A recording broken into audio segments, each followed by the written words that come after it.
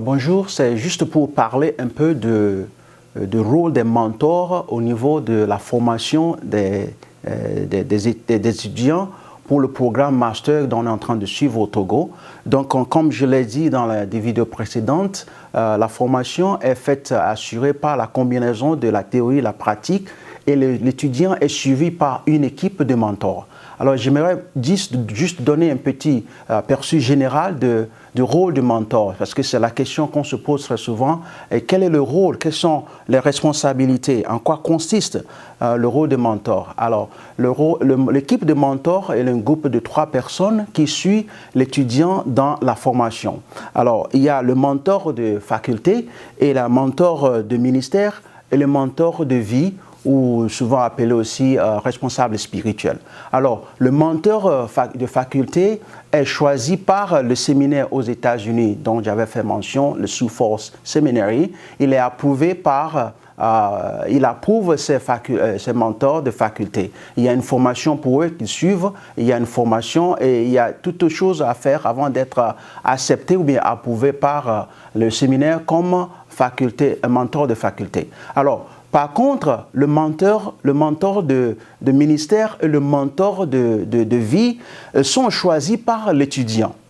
Donc, ce sont ces 3 personnes qui travaillent ensemble en collaboration pour suivre l'étudiant dans sa formation. Ils ont chacun un rôle à jouer. Alors, en quoi consiste le rôle des mentors? Je vais expliquer ça plus tard dans une autre vidéo, mais pour le moment, il faut comprendre que les mentors sont engagés, ils sont prêts à investir leur temps, leur expérience dans la vie de l'étudiant. Ce qui veut dire qu'ils sont prêts à se donner leur temps et être prêts à répondre aux questions, aux exigences de l'étudiant. L'étudiant aura à faire des devoirs ou bien il y aura des exigences et ces mentors ensemble vont étudier si le devoir ou bien le travail que l'étudiant a produit répond à l'exigence et aux objectifs précis donnés dans le cours. Donc, les mentors aussi doivent se connaître, ils doivent avoir un temps pour se voir ensemble,